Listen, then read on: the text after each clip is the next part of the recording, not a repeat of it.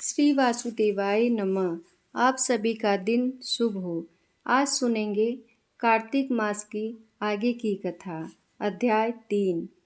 सत्यभामा बोली, हे प्रभु, आप काल स्वरूप हैं। आपके लिए तो सब समय बराबर है। तब कार्तिक मासों में कैसे श्रेष्ठ माना गया। इसी तरह सब तिथियों में एकादशी तथा सब मासों में कार्तिक मास आपको प्रिय क्यों है। हे देवाधिराज, इसका क्या कारण है, सो कहिए।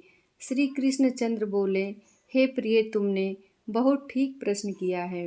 इस विषय में मैं महाराज वेणु के पुत्र पृथु का वृत्तांत कहता हूँ।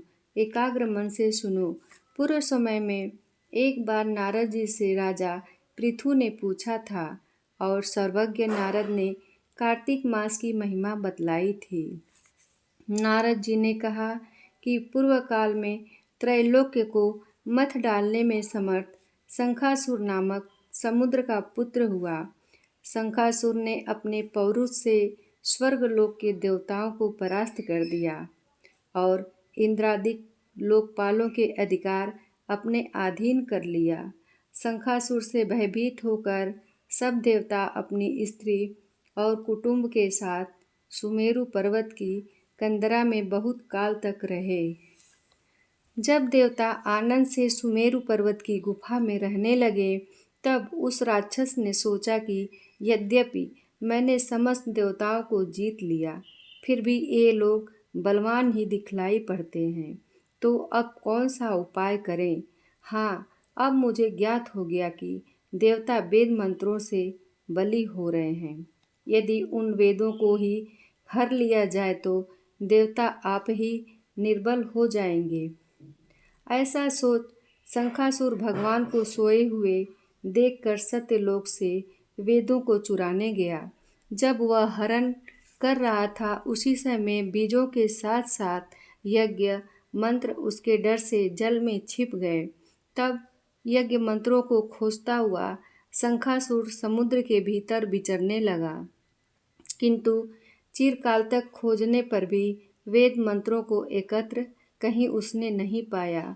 उधर ब्रह्मा जी पूजा की सब सामग्री तथा उपहार लेकर समस्त देवताओं के साथ वैकुंठ में विष्णु भगवान की शरण में गए। विष्णु को जगाने के लिए ब्रह्मा गाने बजाने और धूप गंध आदि से पूजन करने लगे। ब्रह्मा की आराधना से प्रसन्न होकर भगवान जाग गए। तब उन देवताओं ने हजारों सूर्य की तरह तेजस्वी विष्णु भगवान के दर्शन किए। तदनंतर उन्होंने विविध सामग्री से विष्णु भगवान की पूजा और साष्टांग प्रणाम किया।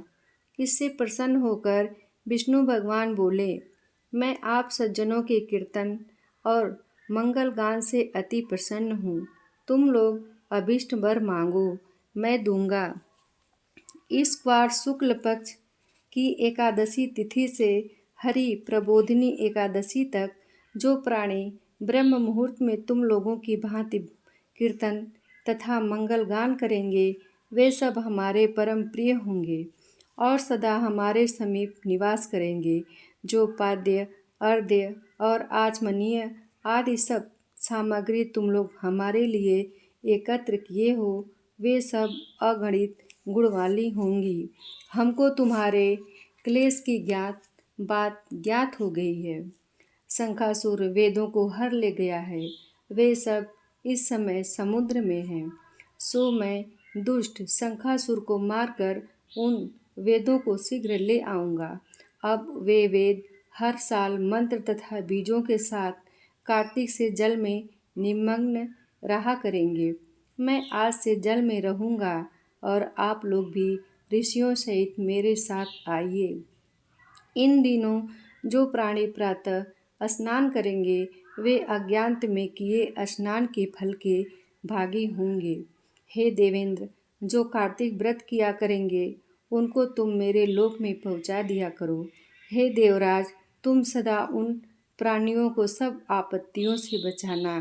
हे प्रभु, तुम उन्हें पुत्र पौत्रादि संतति देते रहना, क्योंकि कार्तिक व्रती हमारा रूप धारण करके जीवन मुक्त हो जाता है। जन्म से मरण पर्यंत विधि पूर्वक जिसने यह व्रत किया है, वह आप लोगों को भी मान्य है और हमको परम प्रिय है।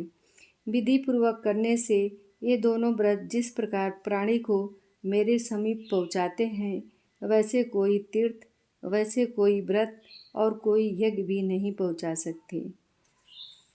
दोस्तों, अगर कथा पसंद आई हो तो एक लाइक अवश्य करें और चैनल पे पहली बार हैं तो सब्सक्राइब ज़रूर करें। धन्यवाद।